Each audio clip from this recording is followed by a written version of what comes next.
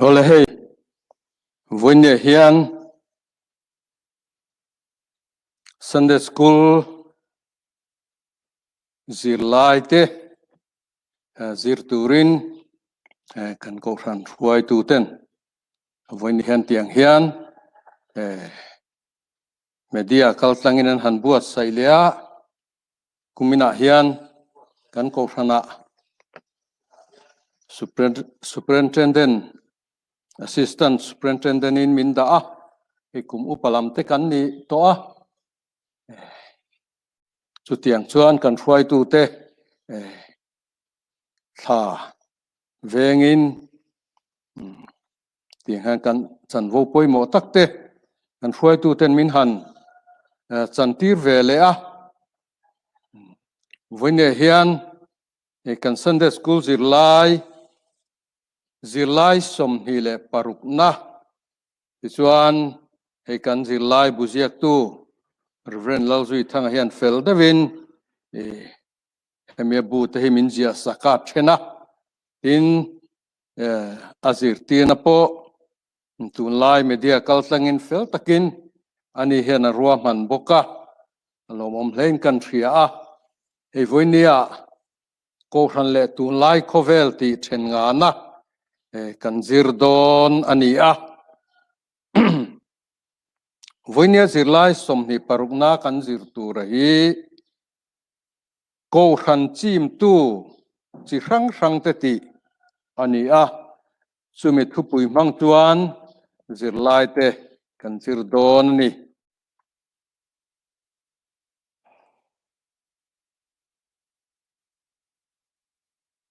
Bible chang tar lan te chiarin ingai thang u rom khuami ten hena tirko pola le khathon bung som le pathum chang som le pakhat atanga som le palina zohana thon khat bung ni chang som panga atanga som pasari pathian thu thiang lim ingai thang u tunlai thilom zia in hriat awang le muhel tho harahun tak zetin hriat awangin chu ka soeni tuna chuan kan rin tirlai ai khan kan chandam na chu a hnai ta jok si a zan hi aral lek to a khua avar don ta chu wangin thimathil ti chu pai ila eng thuamin in thuamang u chunau mangin moi takin omang u zuin buaile zuru ya om lovin urle in ngai mang om lovin in sualein i si kom lovin lali suwa Krista chuan in thuam zok ulang in ti sa chak na puitin turin engma in siam su u zona le khathon pakhat na bung ni chang som panga tangin ingai thasun zomang u khovel hi mangai su ula khovela thil om te po hi mangai hek su u mi tu point khovel hi a mangai chuan pa mangai na ama omlo khovel thilom zong song ti sa chak na te mit chak na te dam chung ro puin lem te hi a chuak ani lova khovela chuak ani jok si a khovel hi a chak na te chopina boral me kani pathian thu zong ti tu te ro chu kum khuain a om rengang thuvon khovel hi mangai su ula khovela thil omte po hi mangai hek su mi tu point khovel hi a mangai chuan pa mangai nama a omlo a thu thiang lim kan ngai thlak te lalpan atharin mal min som sakro se amen pathian ma kunin itong trying lalpa du tak voini cholni thiang him taka lalpa i thute zir turin tun huna hian kan in buat saya ni danga kan biakina phur taka ko khan tin te mi puite puiting lam le nau panglama te i thuzir tura lalpa lim ta kan kal na huna hian khovela kan mel khian ngai lo khipui chak tak main khovel min runa kan duang le kan tumangin engma akal theilo ani tun huna po hian chu tiang ang hun chep takar le khri chak taka le nakara hian i ko ran hote lalpa kan rem chan ang angin kan hiam ang angin lalpa hei tun huna po hian ke ni limen ko ran point he kan Sunday school zilai poimo tak le tru tak mai nangina ko ran ho kal tlang min pek zir tura min pek ki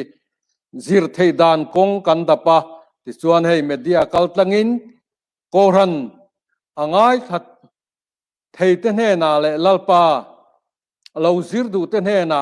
hetiang hian kan pe chuak ani voina kan zir lai tur poimo tak mai min chim tu min nek tu thil chak tak mai hi ko ran ho ten kan zir chua theina turin kan zir lai bu chiak tu nangma kal tanga asiam te heng zong song te hi azir tu te tan mal som la in voina kan zir lai kan soi chua zong song te po hi angai thatu le lalpa kan zawai tan kan ram tan i ko ran ho tan mal som na ani theina turin i khongai na kan lalpa du tak Isu Krista ming tiang lemin kan ron dile amen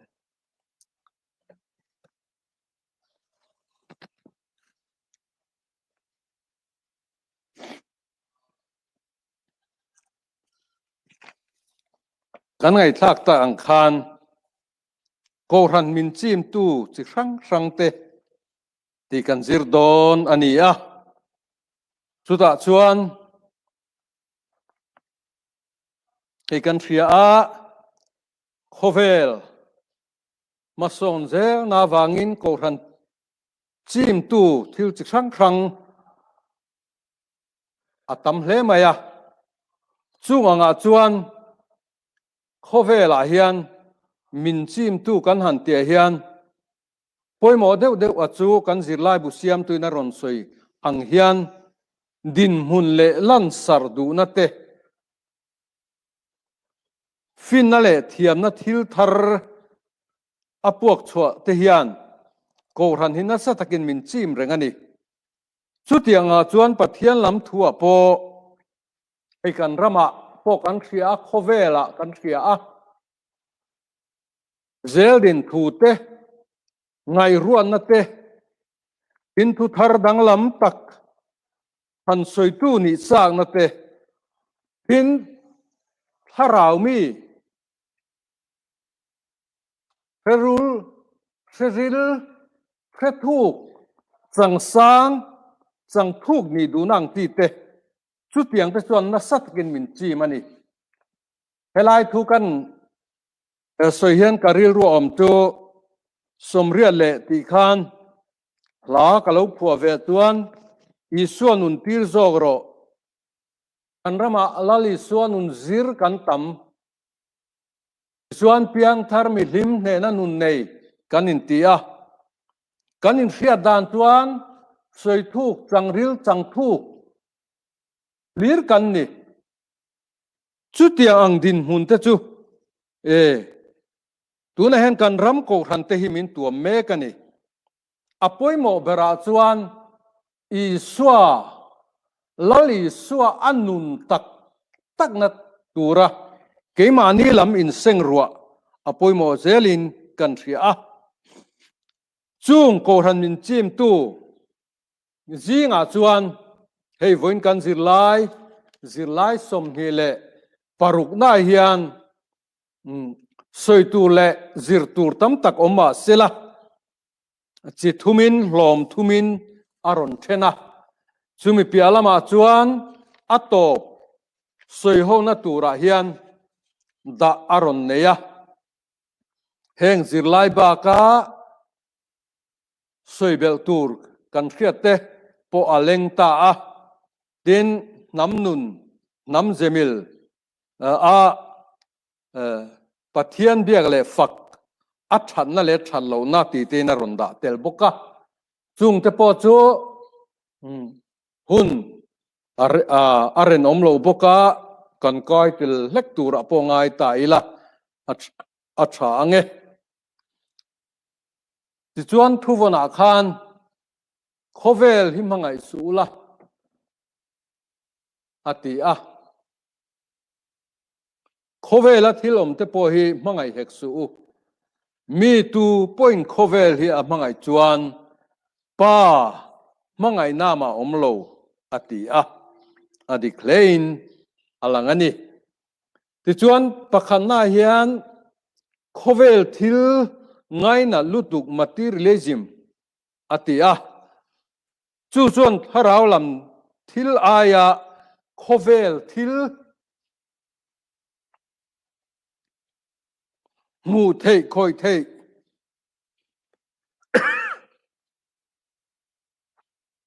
thila hau sak na le nom sak hluzo ka rin na le du na te hi a huamani atia kan zirlai bu siam tu hian tun huna hian aman dan tlang puya chuan hau sak na le nom sak na te sum le pai ngai nan na le o na te pathian le mi khring po pui salo khopa duam na te hi a huam vekani atia amen tu chu he thil tho hi ani ti kha lo chin chia tai la ko ran ho te kan fin kur zel po a poi mo me tina panina chuan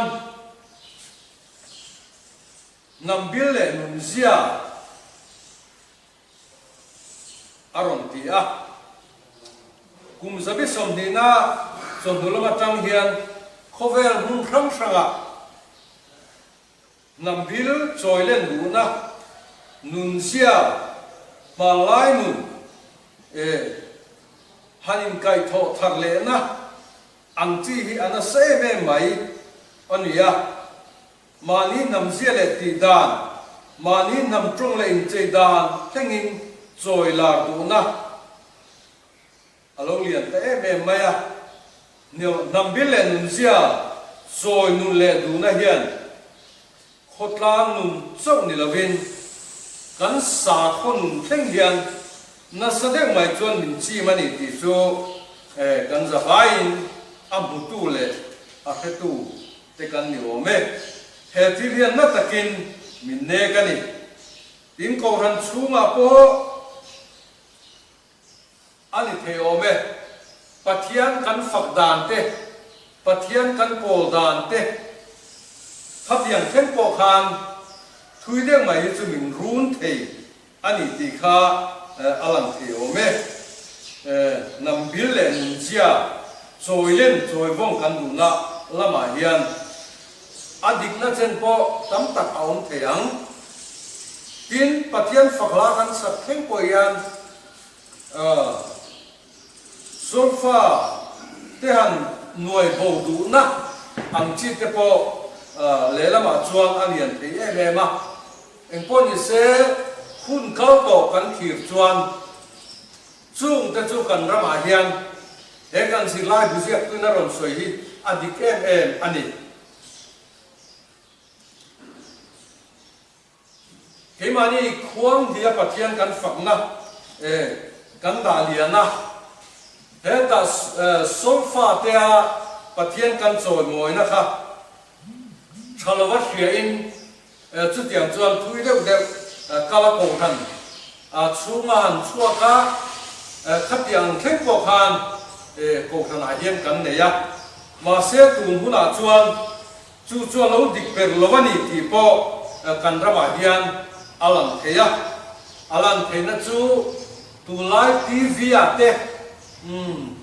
media thangtra kan hua chuan zai pola te solo isate athiam thiam mà lại khát tiền đủ lâu hậu khá cô khana cô hiền ama sa nung lar về để ta thấy ati làm xiang để ở mẹ với nó cần gì lại bu giặc tu sợi gì tin nắm mình dây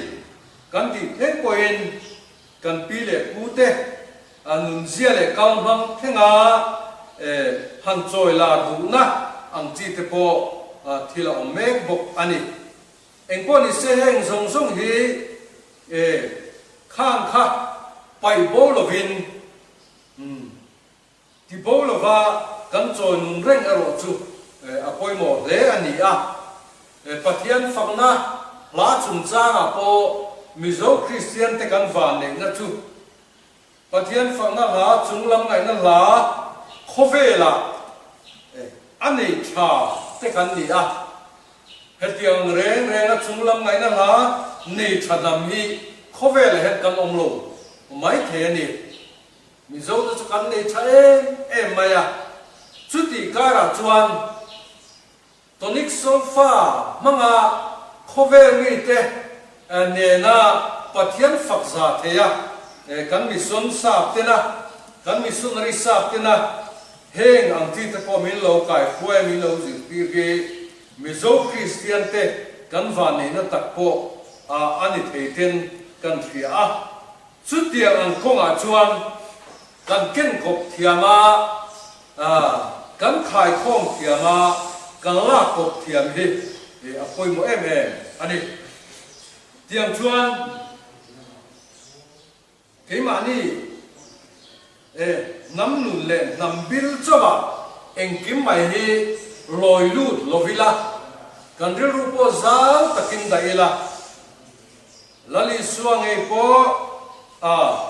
zuda nam bil tan anti nga point khovel zong som tan alo kal nahi azep theilo chuwang chuan mi zong song chan damo ma le thu tak khia aduani chuwang chuanin he kan ji line nam bil so ni lo gian mi zong song o nam zong le chitin trong kin vào na vanga tra na kal varian dang chuang lo ti la kan sakchin ang gian helaya po yan nam tin chitin te kan len zana hun chu lali suwa ani ti kan fiat apoi mo thang le ni chút tiền ang te chuan na satakin tun buda po hian kan rama hian min la chim reng ani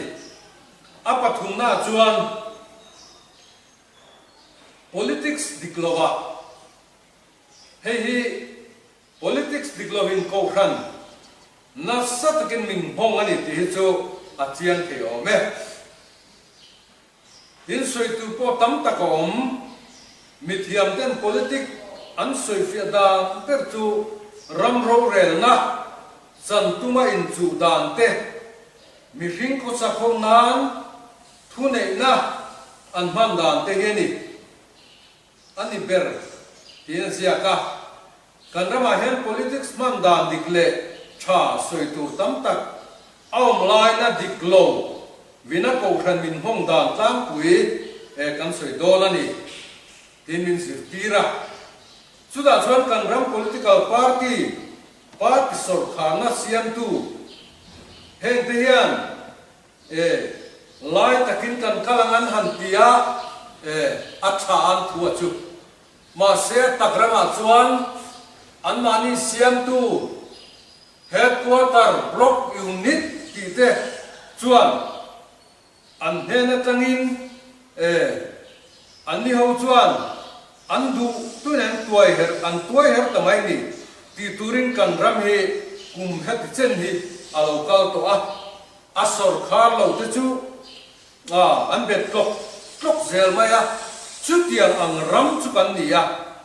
tin chutiang ang kara chuan ko ran puai tu te ne na rong bol ho har san na tam tak po aum fowa ngay đàn in chân lầu po tắm tắc ông phúc anh tin rong bol ho ngay po thu dik zik thuak long le do ta in chir the na alo om pal ni khua te tam de mai ko ram pakata lo ho po in belhei thei lo khát yang chi thek po khan thu soi poi ngai thak sak du lo na thengin politic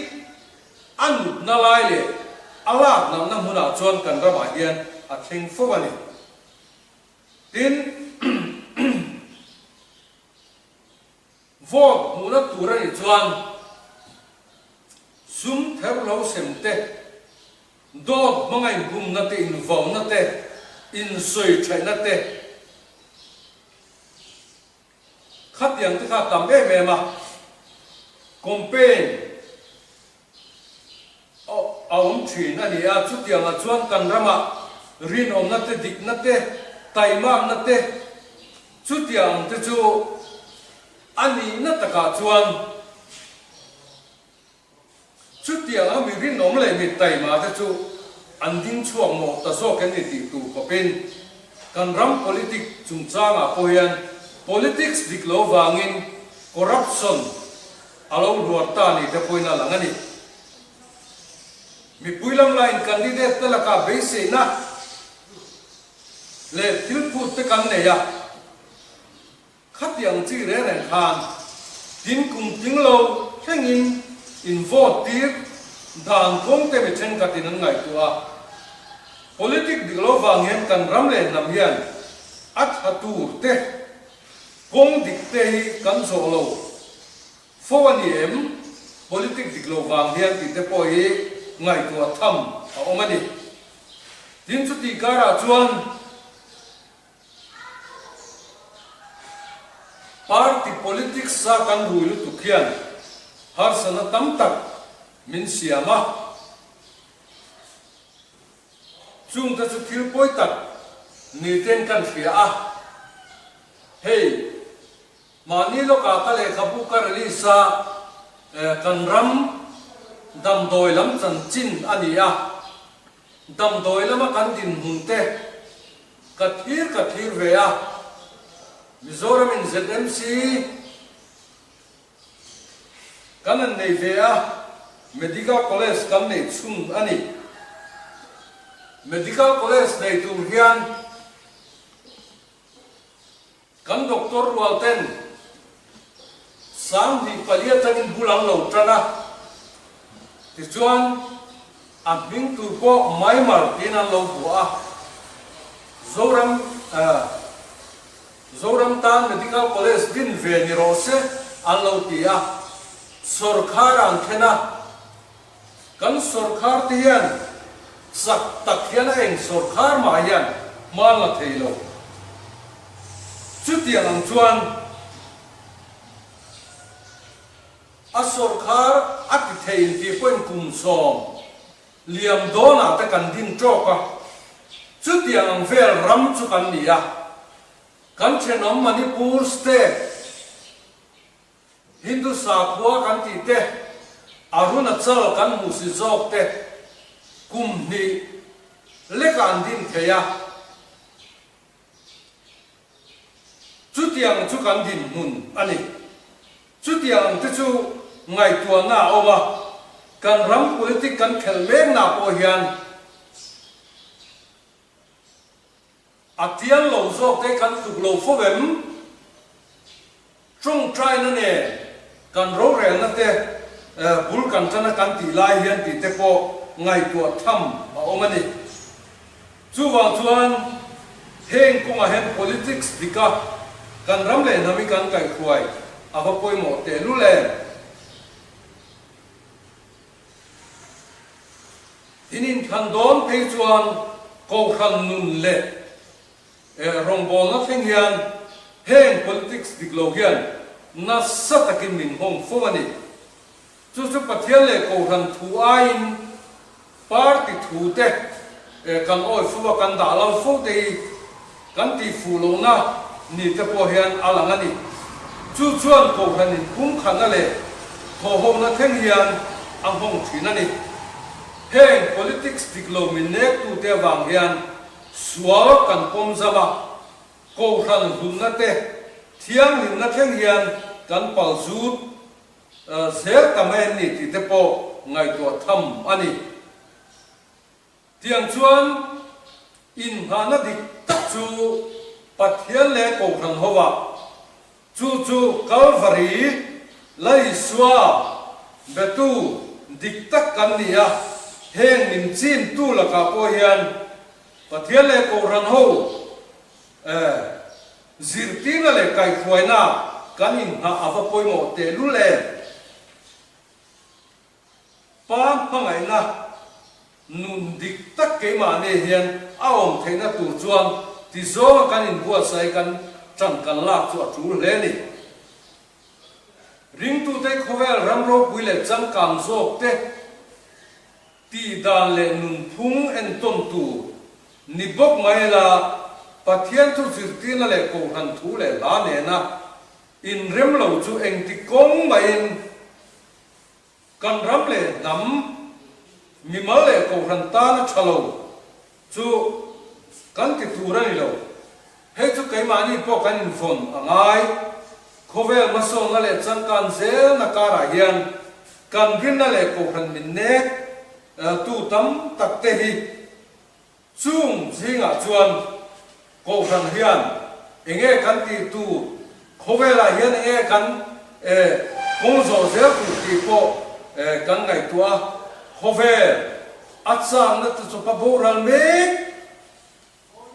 ani ti khia in kum khwa pathian ne na reng tu le adu zo tu kan ni ti hi kan ni hi apoi mo tak takani ti chuan kan zir lai bu pathum na ti khana tlang pui a khan ni kan an soi thok to kha ni china kan ngai tlang khan tung lai min chin tu atia zel din thu ngai ruan na thu thu thar dang lam dong tu ni te din harau mi fal ni en kian na te heng zong sunga hian kum san mi som ne kan ram le khovel khi na covid khi na min han nuai ta ka hian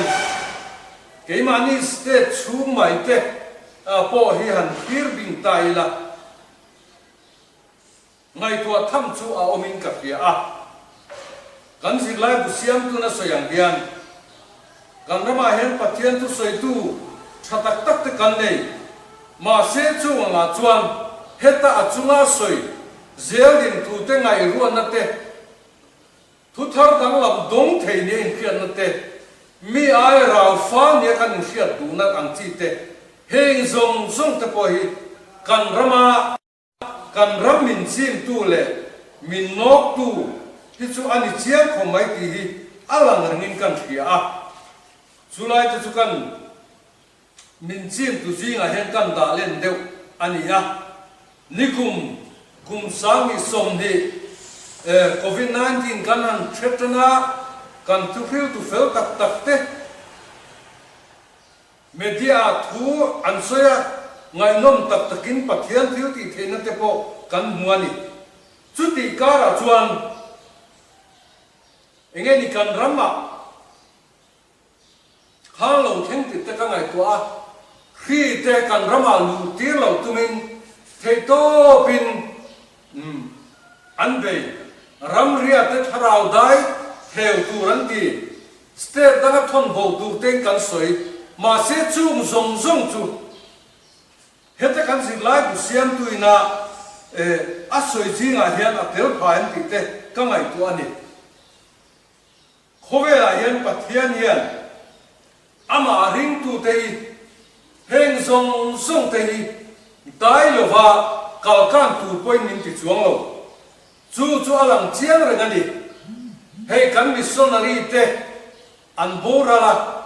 khia wangin an thia ram tharlama luan phuwa pastor ten thia khian kai thowani ti chuan ani chun chol ve theilova chu tiang re reng chuan ram chunga po ani una du takte voine hian tu lai thilom zia kan thira kan beng kan chiti avahun te lu le chu tiang chuan rong bo tu te po kan in bi sian apoi mo len ka kia din chu ba ka chuan kan biak in pe sarkar min kha sak don chela chuan kan phang mi alawang ao ka du po kan du alawang MNF sarkar nemo Congress sarkar nemo ZPM nemo BJP nemo min kha sak don chela kan du alawang kan tang viawa ma se chu ti kara chuan COVID free chuan Paul chuak kan ti zong zong te kan rama hian chung zong song te chu kan pathian bia thengin min control ta vek mai ani hi heti konga hian kenia Christian ho te he khovel pia ram nei chaber te hi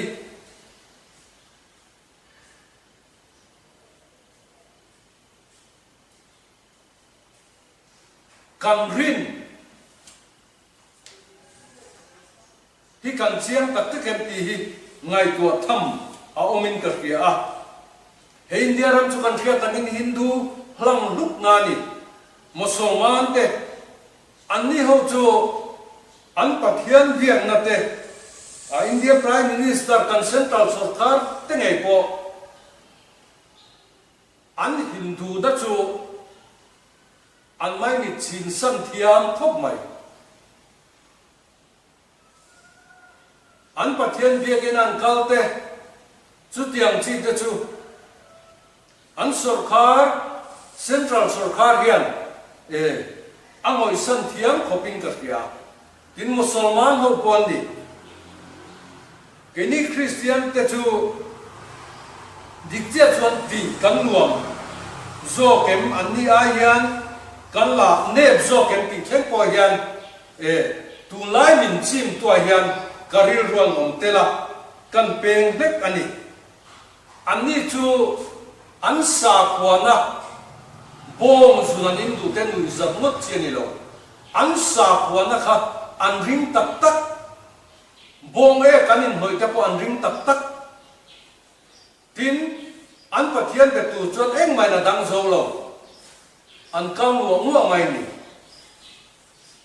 cái ni về hi phình takin thì giống chuan anh ấy căn tin hồn tì unau tu kan ngai tua voina kan sig lai min chin tua tang hian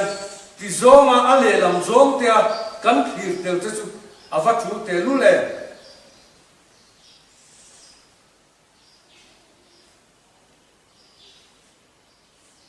engane kan biak in amian karan trung trai kan kha engane anmani na le biak in amara akala pathian fakla sakte amin khap sak veka chung zong zong da chu covid train khovela akinani chu tiang ang khovela chuan kan ding me kani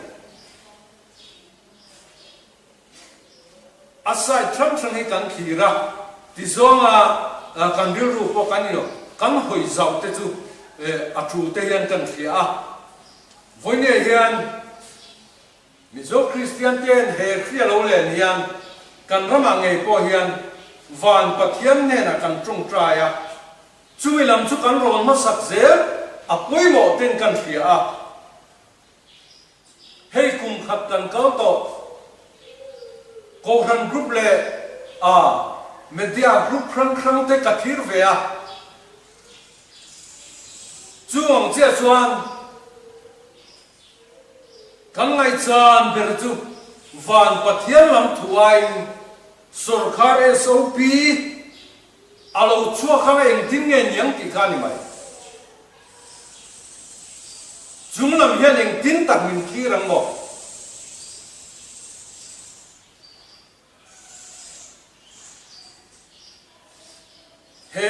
hian Christian te ama ring tu te khowe la hian keni mi zong te ngai po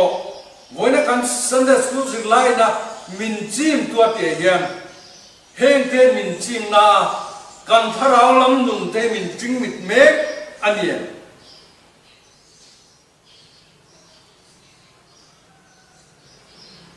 chu tiang chuan hey kan pastor then khat pen som to te an ngai samom lein ka riat parachar sarin manga covid 3 wanginan han tia khonge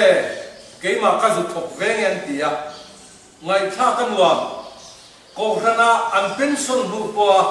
parachar sa te a ram ranga online bang duwa a thanem ngai ngai an la chan te chu an chua long tak takani chu ti mek lai chuan chu lam pangai politic party in lut tamai mai tok la kan bolo ko ran upa po ni tho ko ran chunga ko ran tang kan siam that thei lo chu party tang hin kan siam tha don lo pastor mo upa mo politic party in mang ti fu viau yan tam vak in ka hello chu wang chuan min chim tu zinga atela wangin heng konga ko hian ko ran te kan film kur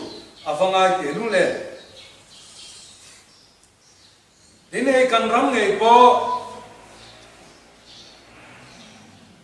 TV lam le media lam kan thir chuan angai nom thei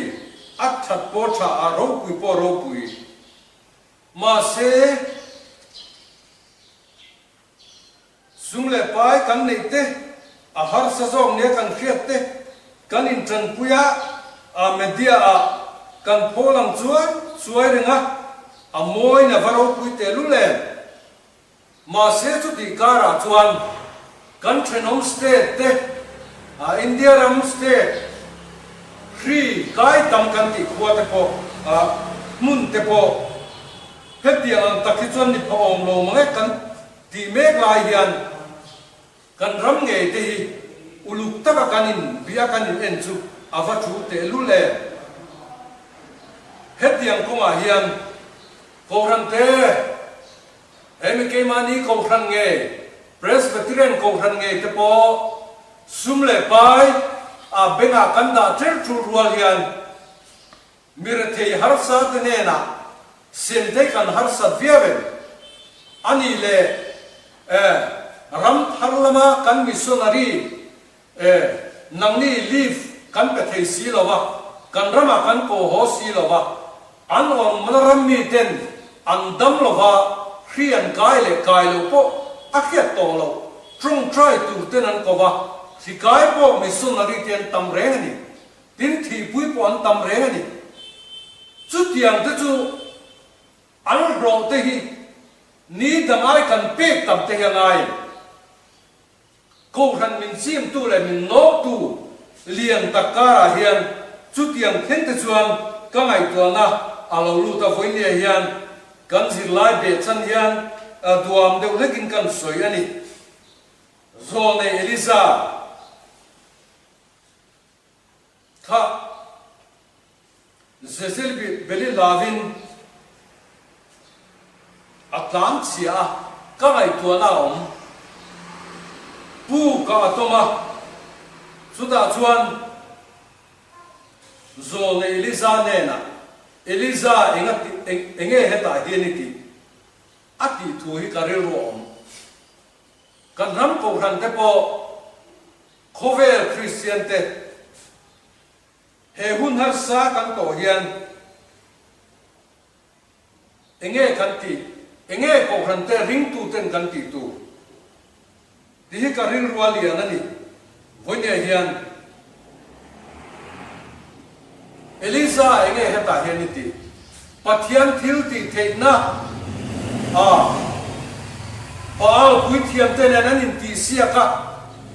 pathian na to na satakina muwa ei tu zo a kina chom thu riak ati pung thu mit thia kai tho thu am mu nem te reng ne ma se zol nei Jezebelin Davin a plan chia laupa mi than tum tin pu ka atomani chu thi te dil ve voya hen kan ram mi zo Christian te po pathian in kum za chung min fuaya nassa takin har na tele athil ti thena min hu tira chutiang chuan sami som pathuma khovel deng chu ko pin kel ka har na te min chi ma chutiang chuan kan rong bol tu te pathian in aman ro thatak tak an tam mai chuti me kara chuan khia lo lenga van pathian aw man lek lovin SOP lo chuak tu ringan mai kan thi te chu kan ti fu berem kan ko ran khwai tu te po yan kan ram ro re tu te na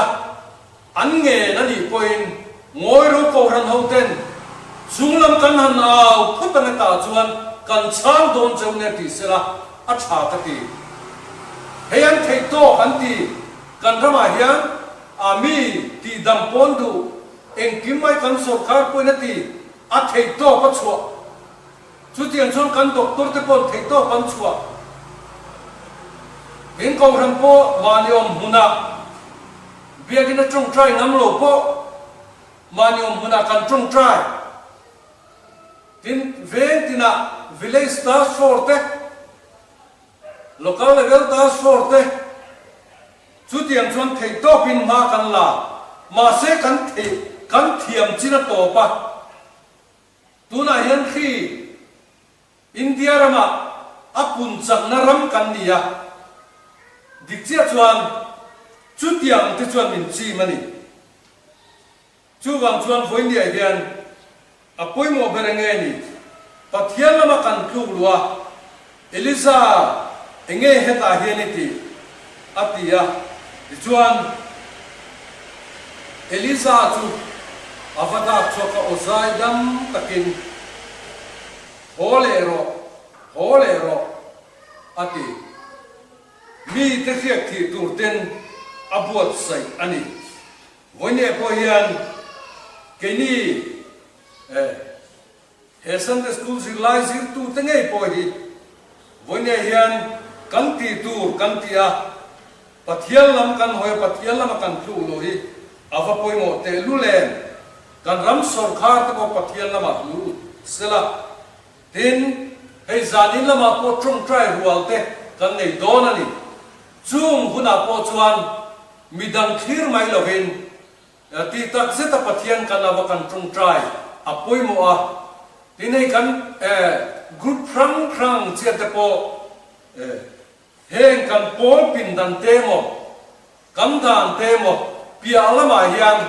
he khi hian in ti kum khat sela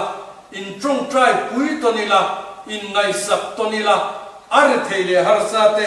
in dom chuakila ava poi mo don te lulen min chim tu chi sang la ka hian